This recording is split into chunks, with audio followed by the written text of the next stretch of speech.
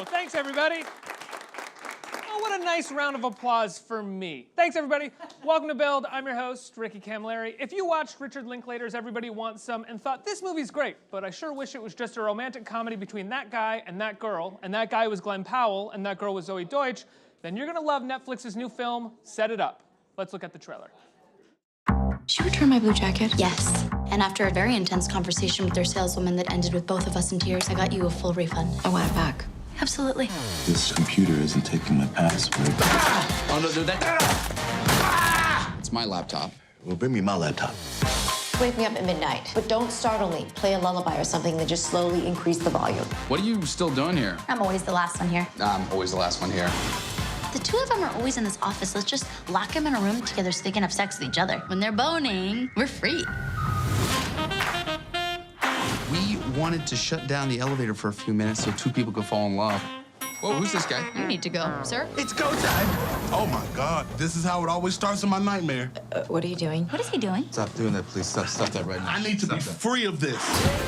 We know everything about them, what they like, what they don't like. We are the men behind the curtain. Does Rick have good Yankees tickets? No. He watches from the bleachers like a common peasant. Yeah, of course he does. We need the people in these two seats to make out.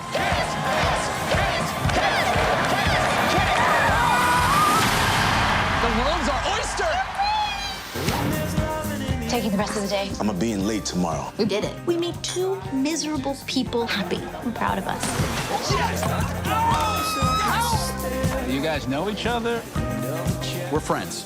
That's nice. Why'd you say it like that? Why'd your voice go up?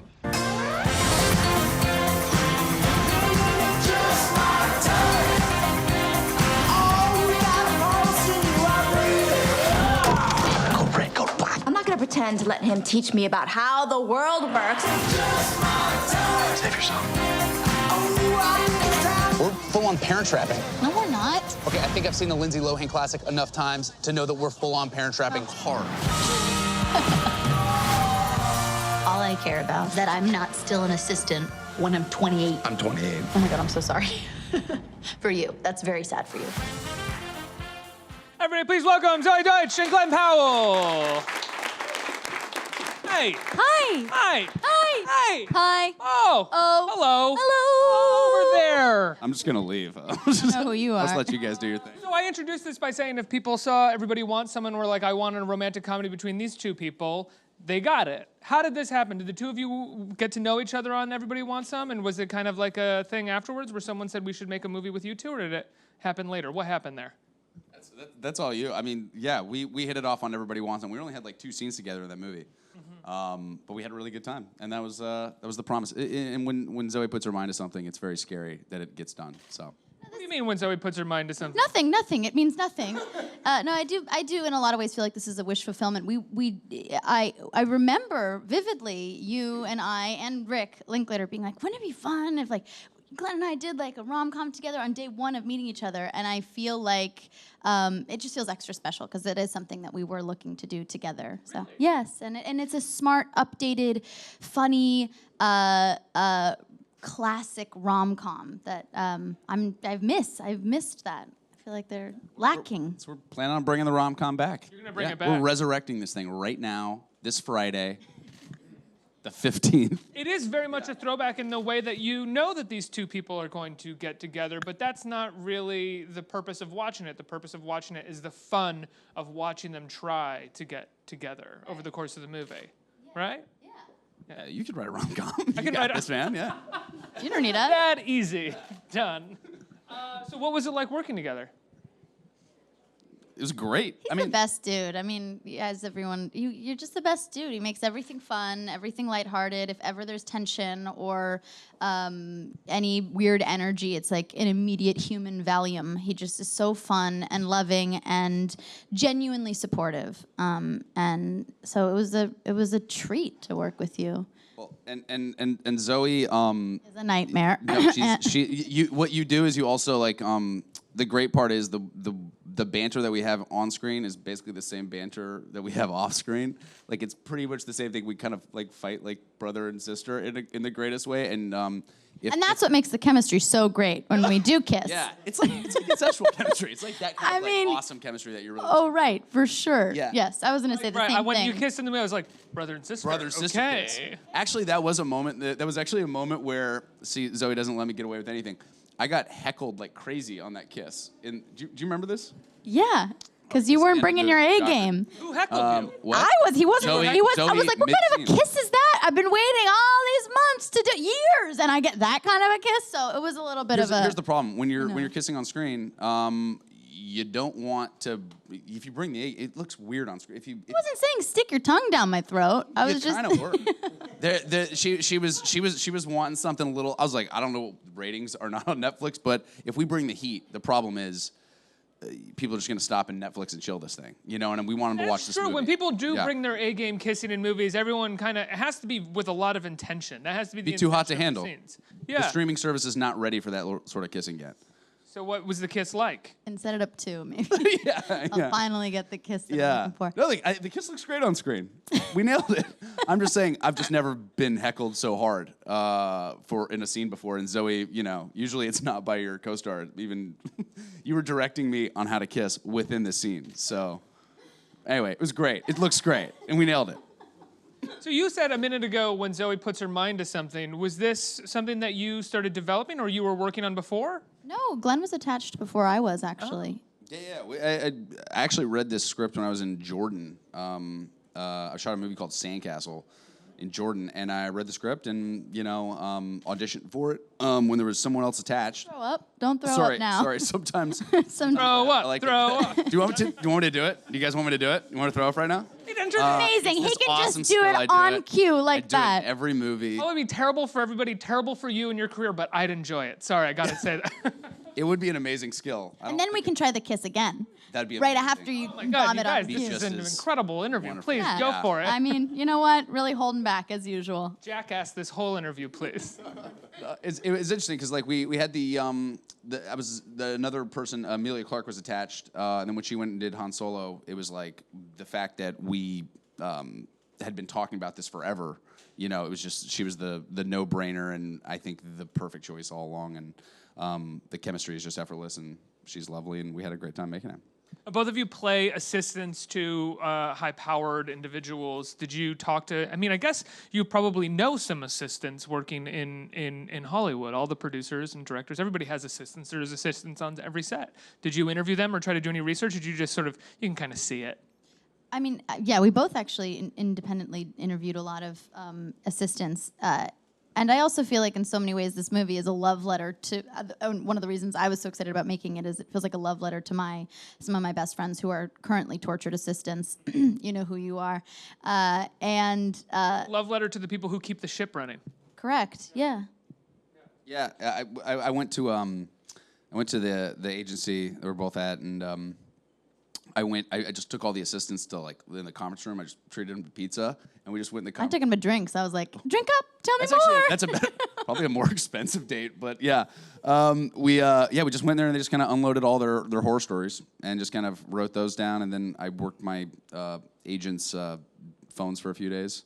Did you really? Yeah, I worked his phones for a few days because I'd been an assistant sort of before, but it was more like a script reader. Sort of job. So being How did it go?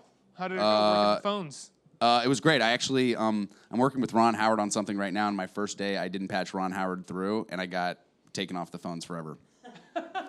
Because Ron Howard was not, his assistant was not happy with me. This kid does not know how to operate phones. So Why didn't you patch him through? Because you were like, oh, it's Ron Howard. Wait, can I talk to you for a second? I was like, bro, I need a job. He's like, who are you? No, I just didn't know how to work the phones at the studio. So you're a bad assistant. I am a bad assistant, yeah. Yeah, you would not want me to. And I actually I've become a worse assistant over the course of time. I've realized that like those skills that keep you afloat, I'm losing those day by day. So you never had an assistant, right?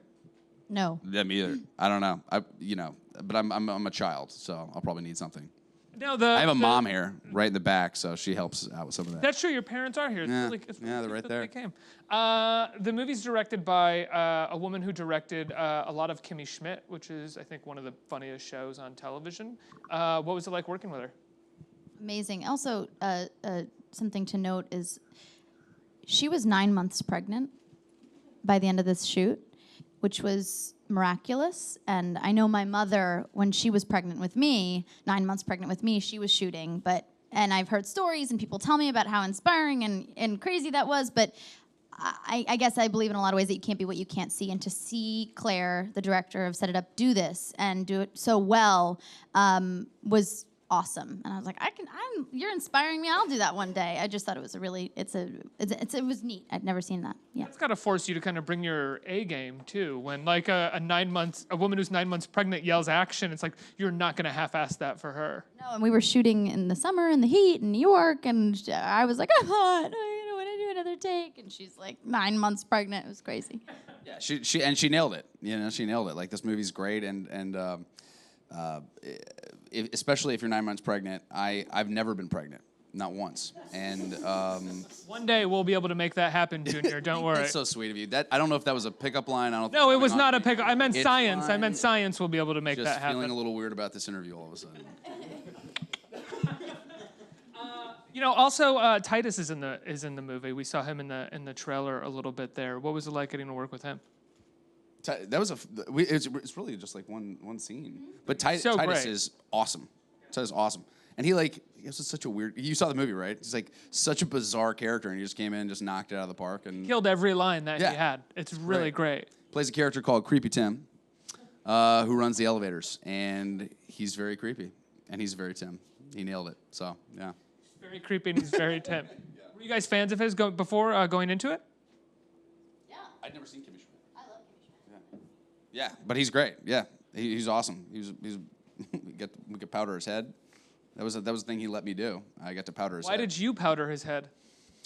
There's just some bucket list things that you got to do, and I guess of them was specifically his powdering head? Titus Burgess' head. Yeah. Number 6 or 7 on there, and you got to knock it off the list. Yeah, I'm not ready to die yet. That's not the only thing that's on the list, but that's. I wish that was the only thing that was on the list. It'd be such a strange list.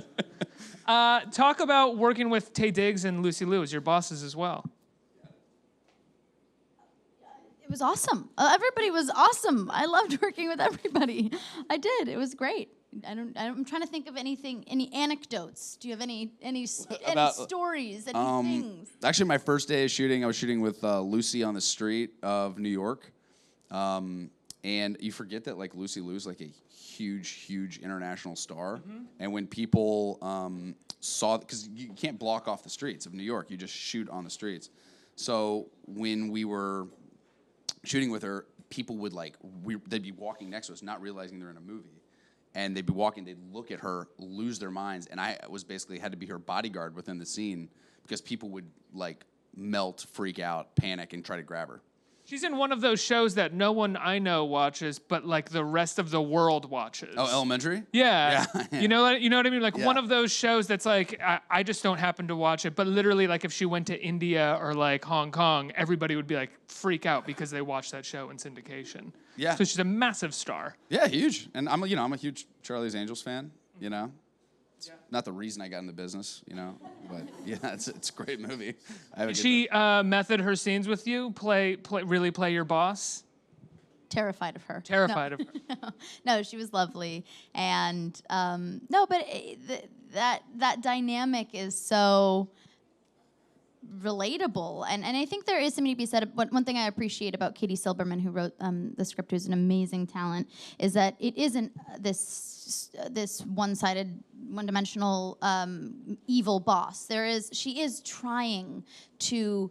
She sees potential in Harper, and she wants the best for her. She just doesn't know. She creates an environment of fear rather than of support, but there is something. She's not just like this evil woman trying to pit everybody against other women, you know, which I feel like is a character and a trope that we see often. And so there is real heart to her, which I think was very well written, again, by Katie Silberman, who I love. I also think that she has a part where so often we don't see what's going on behind the scenes for the boss, and we assume that the boss is doing one thing rather than a bunch of things.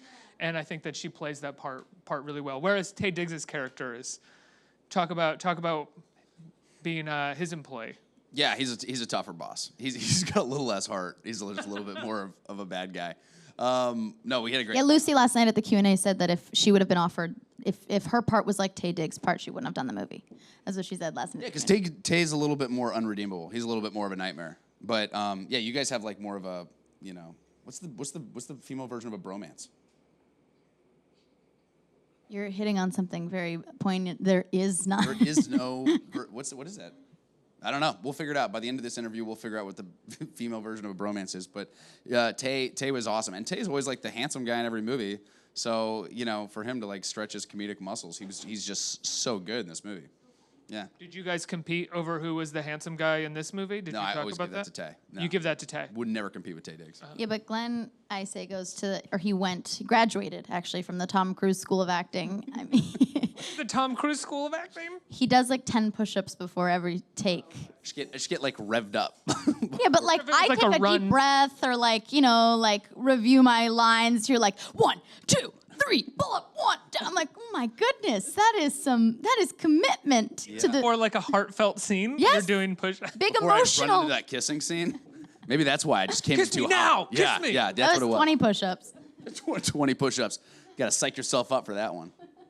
Where did you learn that? What makes you do that? You just. I think it was probably Expendables. I did Expendables. Well, that would make sense. Yeah.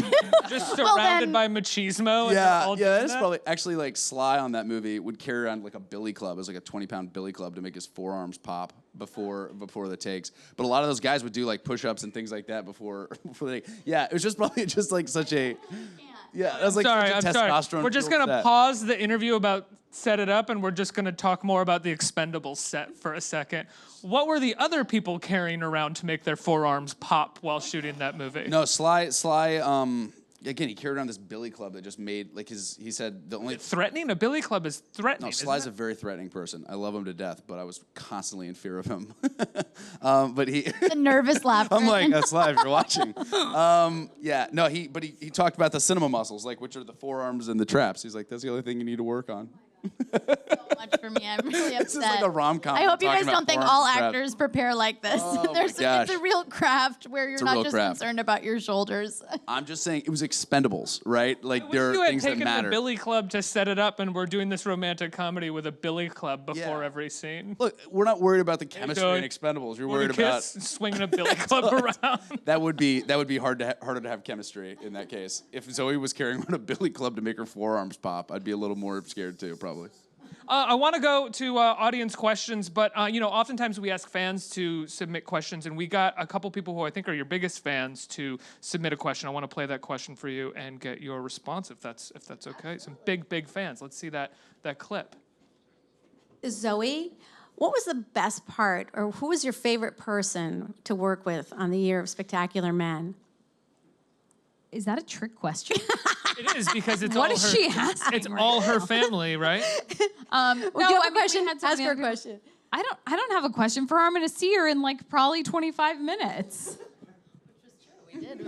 All right, okay. So that's my mom and my sister. And did I get that part right? Nailed it. You got okay. that.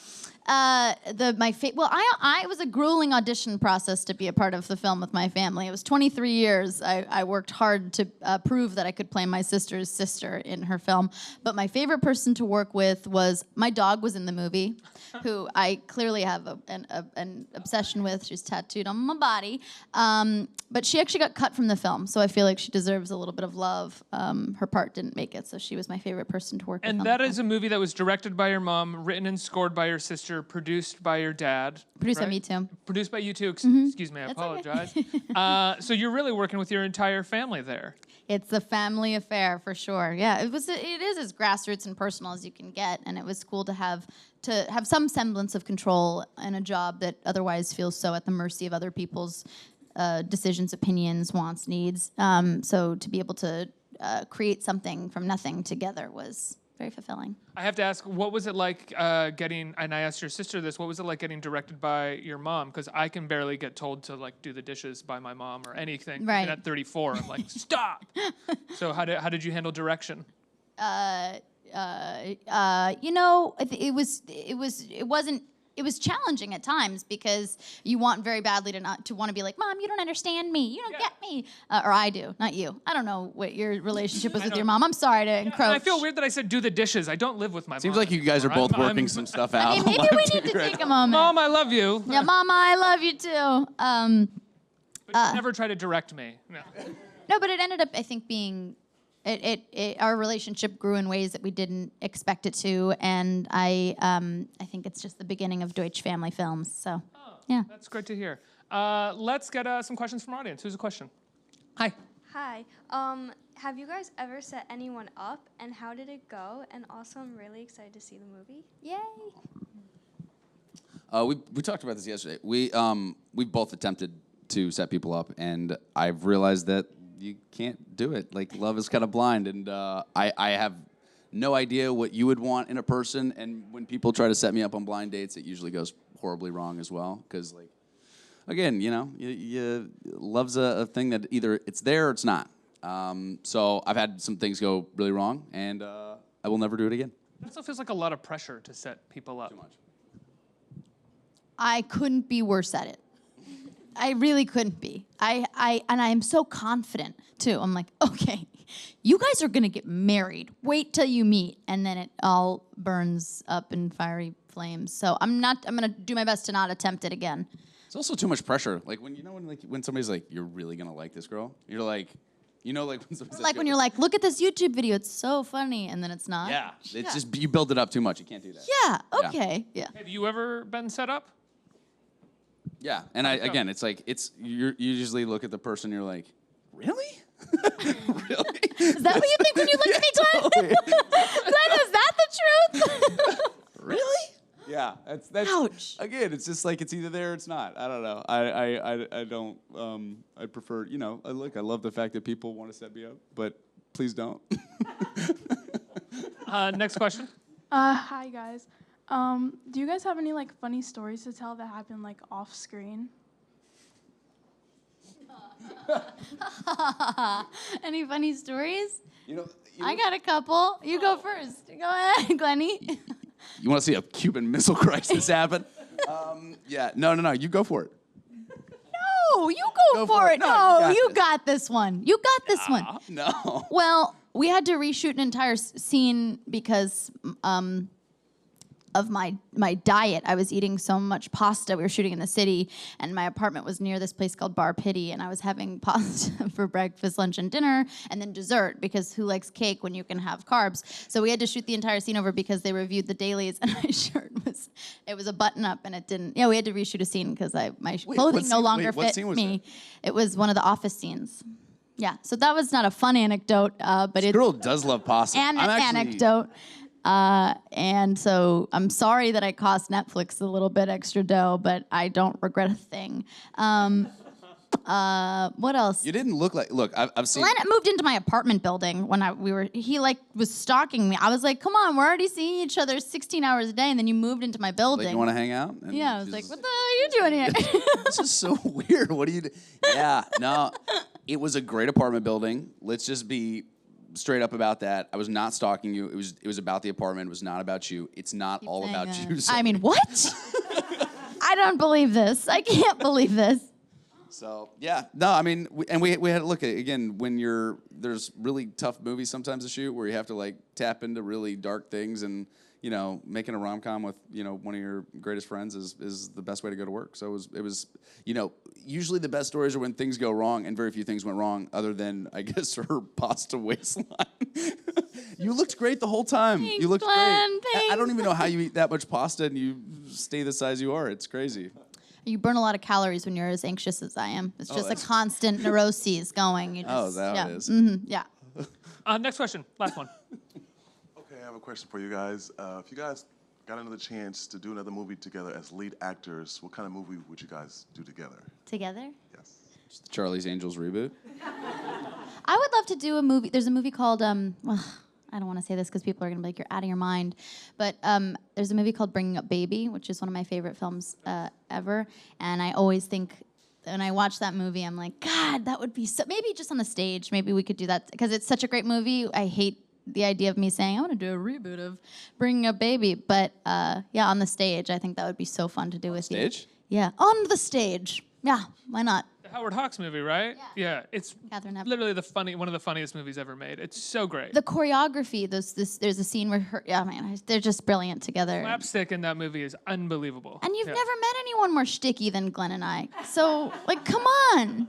Talent, shtick? Whoa. I mean, okay, so just a thought, throwing it out there. Guys, congratulations on Set It Up. Incredibly funny, very charming romantic comedy on Netflix this Friday, June 15th, right?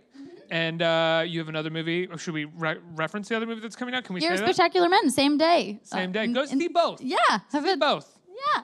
Everybody give it up for Zoey and Glenn. Let's hear it.